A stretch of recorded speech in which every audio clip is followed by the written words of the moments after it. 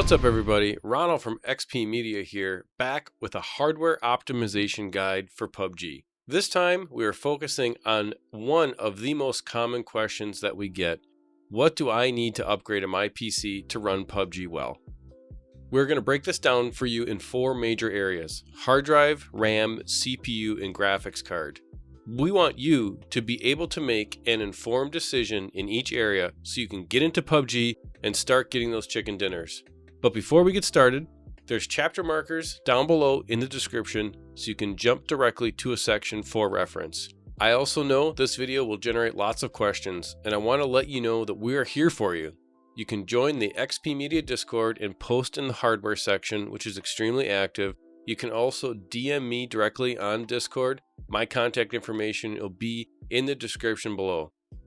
And of course, you can always leave a comment on YouTube and we can get some community engagement here as well. And one final ask, if you find this video helpful, hit the thumbs up.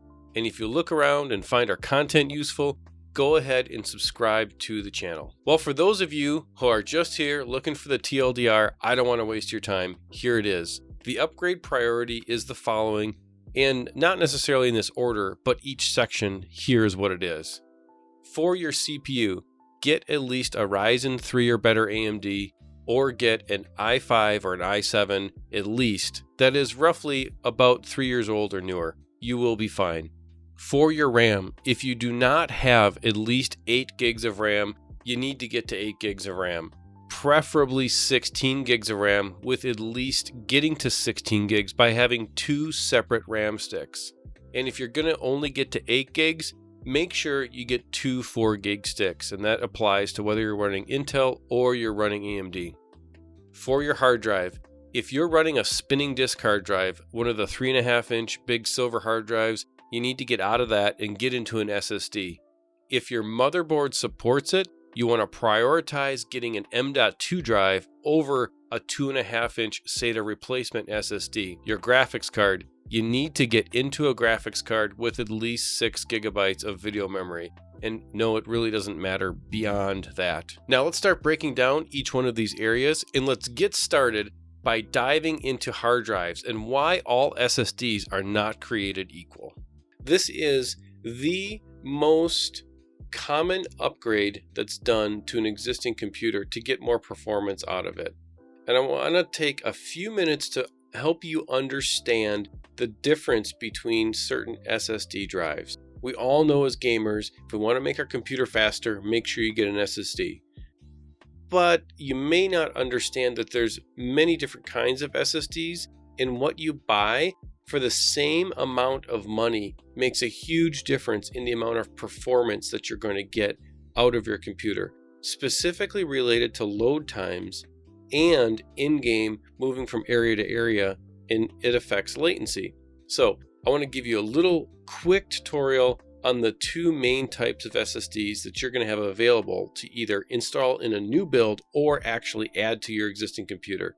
The first one is a 2.5-inch SSD. You find these at your local computer store. You can order them online. Everybody knows this. It basically replaces a traditional hard drive in a modern PC.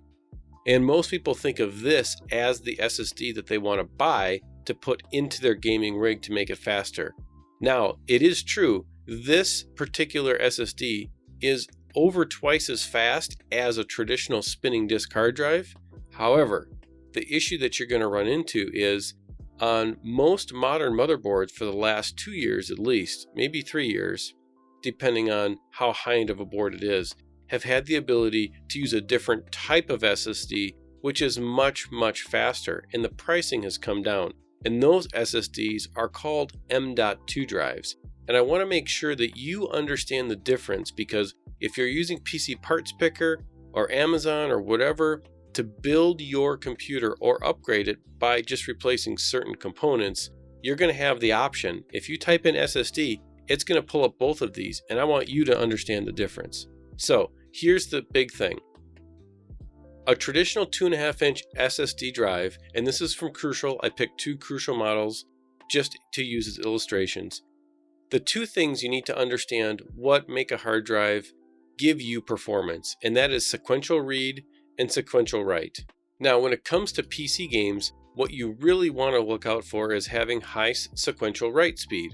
And so with an SSD, a traditional 2.5-inch drive, you're going to have 560 megabytes a second, anywhere between 500 to 600 megas a second of sequential write speed in a traditional 2.5-inch SSD. Now keep in mind, this drive costs today about $110 or so at the time of this recording.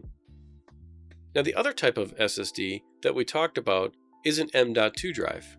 Now it looks kind of like a RAM chip, and if you take a look at it, it's the same size. Both of these drives are 1 terabyte, but it looks kind of like a RAM chip, and your computer probably has a slot for this type of drive in between where your video card plugs in. It's in between the PCIe cards, in between there. Now if we take a look at the performance specs of an NVMe drive or an M.2 drive, you can see the sequential write speed is 2000 megabits or 2 gigabit per second for this particular model, which is 4 times as fast as the 2.5-inch model. And this is a huge, huge deal. This is probably the largest overlooked hardware upgrade or hardware miss when gamers go to upgrade, because they don't understand the difference between an M.2 drive and a 2.5-inch SATA SSD direct replacement drive. So if you have the option, make sure you look at your motherboard, and if you have an M.2 slot between your graphics card and the next PCIe slot down, make sure that you get an M.2 drive if you don't have one. And now let's talk about RAM. Our recommendation is that you have at least 16 gigs of RAM to run PubG well. The problem that most people run into with RAM is that it just runs, but to make it run well, you have to understand a few things about it, and these things are a huge deal in PubG as well as other games that can affect all kinds of game performance. So we need to break down channels, speed, and latency to help you pick the best kind of RAM for your system. I would bet you've heard of at least 2 of these. Most people are very familiar with RAM speed and that you need at least 2 sticks for dual channel and 4 sticks on Intel for quad channel. Latency is always the least understood part of RAM, and I want you to understand this because it's actually pretty important. So we're going to break down channels first. There are single channel RAM, dual channel RAM, and quad channel RAM. And there's also, for extra credit, something called Flex, which really is kind of irrelevant when it comes to PubG or gaming systems in general.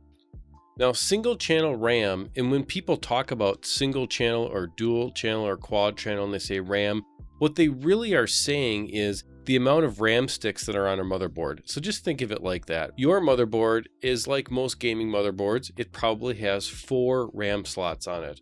Or in some cases, Intel boards will have 8 RAM slots on them. Most boards, and the majority of the people who are watching this video, probably have 4 RAM slots.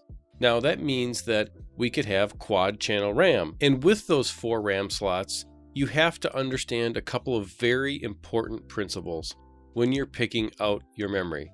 Now this is different if you have Intel or if you have AMD.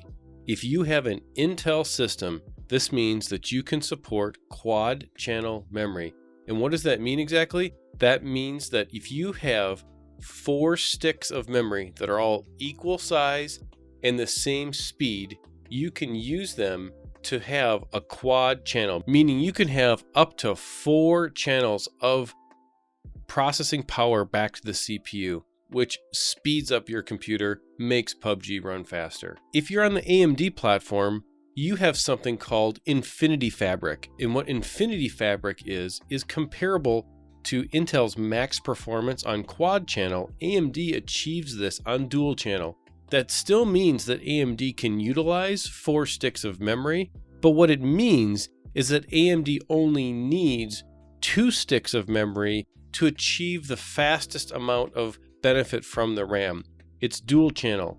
Infinity Fabric uses dual channel. If you put 4 sticks of memory into an AMD system, what you're going to get is 2 of the sticks are 1 channel and the other 2 sticks are the second channel. They don't create 4 channels, they are 2 channels of 2 sticks. Infinity Fabric and Intel's quad channel capabilities basically mean that the performance between the two, for all intents and purposes when it comes to PubG and when it comes to gaming, is the same. it's a wash. Quad channel versus dual channel Infinity Fabric in Intel and AMD is irrelevant.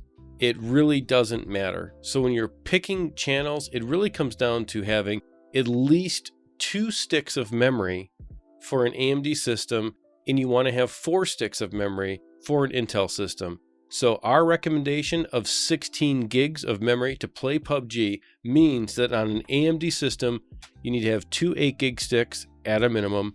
And on an Intel system, you want to get 4 4 gig sticks to get that quad channel support. Speed. Now let's talk about speed of memory, because this is often somewhat confusing. When you go to purchase a memory stick, you're going to see PC 2133 all the way up to PC 4000 something, for the high-end kits, whatever they're putting out there. And I want to explain to you what the speed rating means and how you can achieve what's advertised on your memory kit itself. And then we'll follow up with a recommendation at the end for what we recommend that you buy and where you find that sweet spot between cost and performance. So DDR4 has a standard speed between 2133 and 2400. That is the actual spec for DDR4. But you say, I see speeds way up in 4000s. Why is that? What does that mean? Well, there's something called JEDEC, and JEDEC is the Joint Electron Device Engineering Council, which it basically established a compliant speed to start with for DDR4 of 2133, 2400. Every DDR4 chip has a JEDEC rating. SPD, or Serial Presence Detect. Basically, there's some really smart engineers at Intel that developed something called the Extreme Memory Profile, and they added an additional chip on your memory sticks called an SPD, or a Serial Presence Detect. And what that tells the BIOS is what exactly the sanctioned and hard overclock is on the stick of memory that you bought. So say you bought a PC 3200 stick. Well, your SPD is going to tell your BIOS that when XMP is enabled, I can run at 3200 megahertz speed. And because of this and this kind of sanctioned overclocking that's become normal in BIOSes, we can get higher speeds out of our memory, and that's why memory kits are sold at 3200, 3600. Now, there's 2 things that happen and are the most common questions that I get when it comes to memory. The first one is, how do I get my RAM to get to be this fast? And the second one is, which RAM should I buy? I want to address this first question directly. I want to show you an example of what XMP looks like in the BIOS and how you turn it on. When you open your BIOS, you're going to find a page much like this one. This is a screen capture from a Gigabyte Aorus board that has a 2133 megahertz JEDEC rating, but has an SPD rating of 3600. Now, in this particular example, you can see that because we turned XMP Memory Profile 1 on, the 3600 speed is unlocked. And for Windows to show you that 3600 speed in Task Manager instead of 2133, you have to go in your BIOS and turn on XMP. This is a very common question and a very easy thing to miss when you're building a system because, like I said in the beginning of this section, Windows just works for the most part. But making it work well and getting the most out of your RAM depends on selecting XMP and unlocking that SPD part of your DDR4 memory. Latency. Let's talk about latency. This is by far the most misunderstood piece of memory purchasing. When you look at memory, it's very common for people to understand I need 2 or 4 sticks of memory to get dual or quad channel, and I need to have speed ratings on those sticks of 32, 36, or somewhere in that area. That is easy enough to understand. Latency is a completely different thing, but it's super, super important and can actually lead to very, very different game performance results in PUBG, depending on the type of system that you're using and the graphic settings that you want to run. With latency, every stick of RAM that you purchase will have a CAS rating, or a column address strobe latency rating. Lower is better, and most of the time, the 2 most common ratings that you're going to see are a CL14 or a CL16. And this will show up when you go to purchase your memory, and it'll show up in the description of the RAM, and it'll look like a string of numbers, CL16-18-18-18-38 or something. It'll look something like that. And you only need to focus on this first part of the CL16 or the CL14, because there are some instances where PC 3200 with a lower speed rating and a lower latency rating of CL14 is going to perform better than PC 3600 with higher speed rating but a higher latency rating of CL16. PubG can benefit from lower latency as textures are read off your hard drive, read into memory, shoved to your graphics card, then out to your monitor. Lower latency can actually make a difference. So when you're buying memory, if you have the budget to support it, it's always better to get a lower latency RAM stick. However, if you don't have the budget to support that, which is going to be double or sometimes triple what budget RAM can be, you're going to be okay with CL16 memory. Just keep in mind that if you're going to go with CL16, you're going to want to try to get 3600 CL16. Try to keep that clock speed up, because that sweet spot is going to always be different for you, because it's going to depend upon your cost and how much performance you can get for your budget. So in summary, for RAM, the key takeaways that you have to have here: for PubG, we recommend 16 gigs. You have to know whether or not you have an AMD or an Intel system. You need to do some research on your motherboard to find out how many RAM slots you have. Take the cover of your case off, take a look. You need to know if you have DDR3 or DDR4 RAM. And then you need to figure out, if you're running an Intel processor, go out and buy 4 gig sticks to get to that 16. If you're running AMD, we recommend you go buy 2 8 gig sticks. The speed and the latency of the memory that you buy depend upon your budget. My recommendation is, as far as your budget can be stretched, that you get the lowest latency memory that you can get, and that's either PC 3200 or PC 3600. You do not need to get speeds of over PC 3600. It's not necessary, and that's not the area to spend additional dollars. So once you get all of those things going, you're good to go with RAM.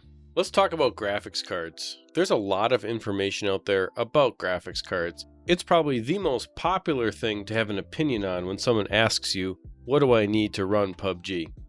So I want to give you a few things to think about if you're considering purchasing a new graphics card in a new PC build, or if you're thinking you need to upgrade your current graphics card to get more performance while playing PubG.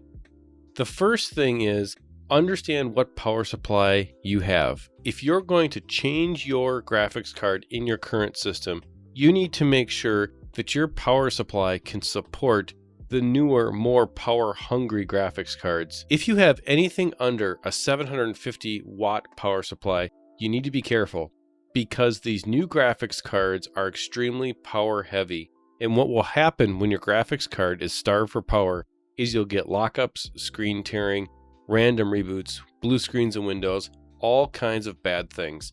So the first step is understanding what power supply you have. If you're building a new PC, I highly suggest not building a PC without at least a 750 watt power supply or greater.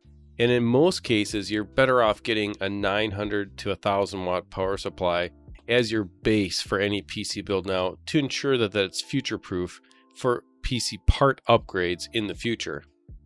The next thing to consider is actual physical size of a graphics card. You might run into a situation where you have enough power, but your case doesn't actually have enough physical size to support a new graphics card. Older graphics cards were half height, some of them were half width, and they fit into much tighter spaces. Newer graphics cards are quite large, and you have to have at least a mid-tower ATX case or bigger to support the newest, greatest graphics card. Size is something that's often overlooked because you don't think about it. If you use a computer for a couple of years, you just think, oh, I'll just swap out my card. And you go ahead and you get your new card. What ends up happening is you can't use it because it doesn't fit. The end of it's hanging off your motherboard, banging into your hard drive, or all kinds of weird things could happen.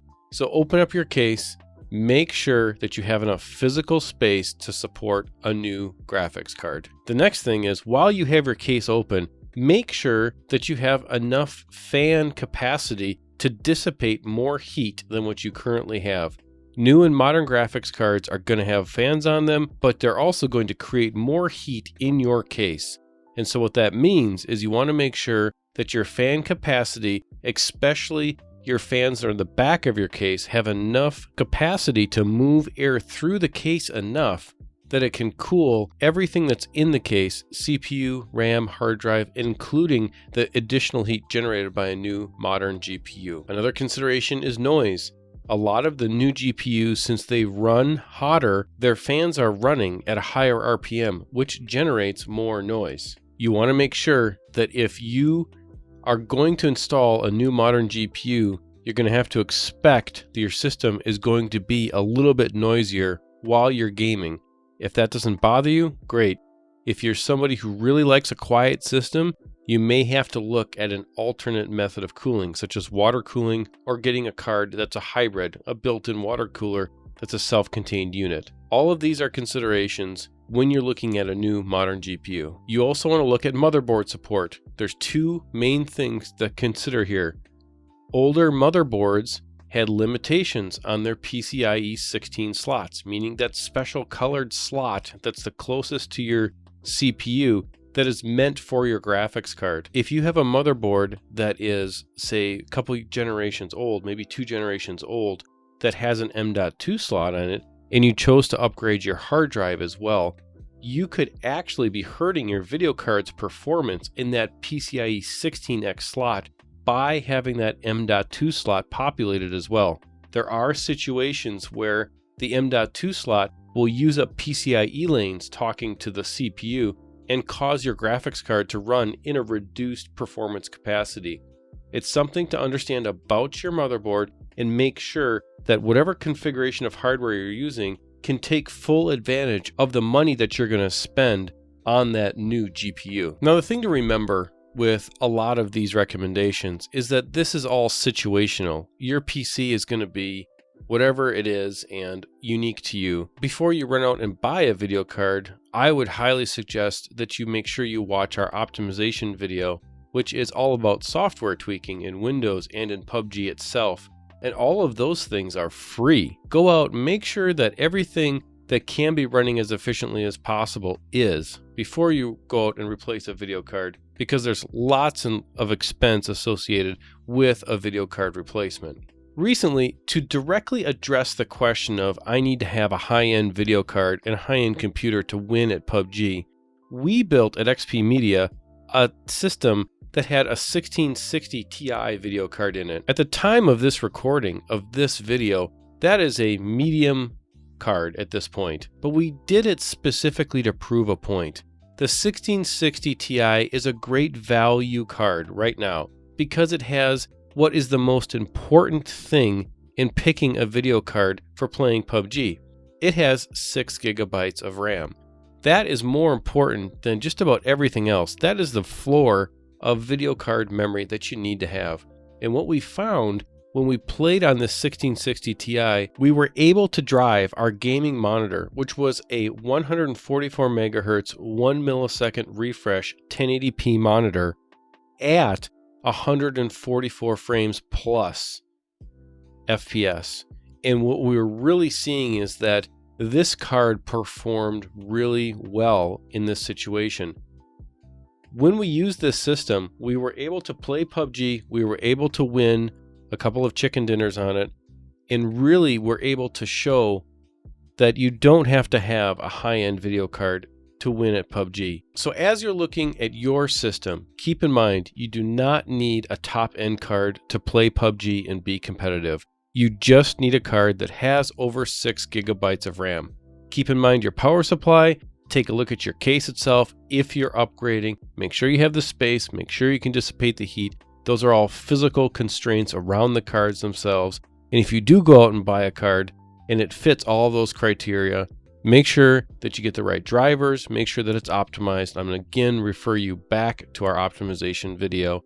and you should be good to go with your graphics card. I want to take a quick moment to talk about CPUs. Now, this is a pretty straightforward topic. There's lots of information out there, and basically it comes down to Intel or AMD. First, let's go into AMD and talk about what they offer today. It's pretty simple here. Ryzen all the way. Ryzen is the new brand, whether it's the Threadripper series for high-end graphics development or in servers, or if it's just the straight Ryzen or the Ryzen with the Radeon graphics built on, or Athlon at the very low end.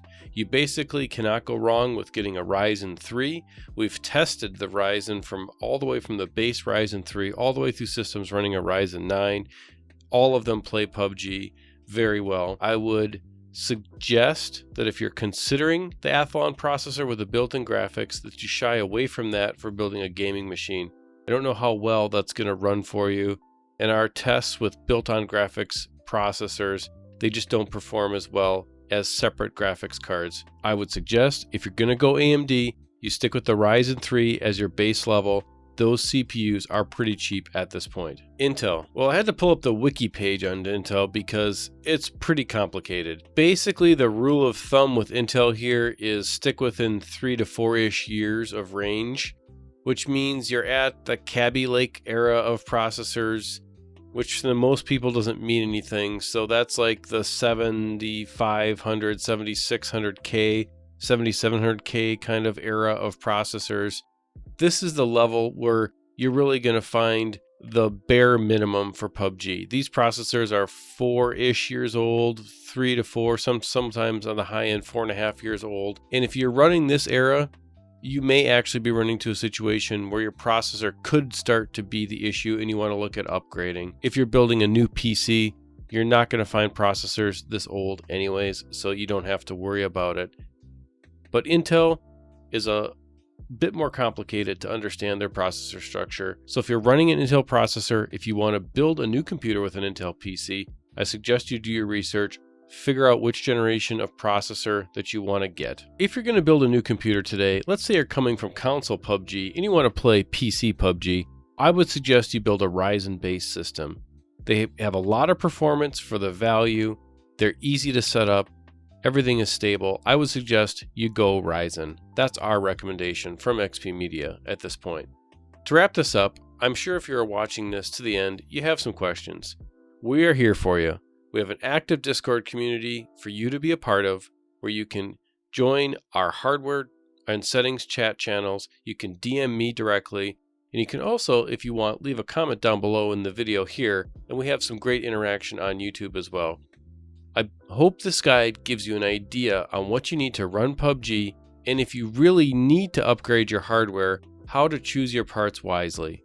If you like this video, please don't forget to hit the thumbs up. And if you like what we're doing at XP Media, please subscribe to the channel. Well, that's about it. We'll see you in game.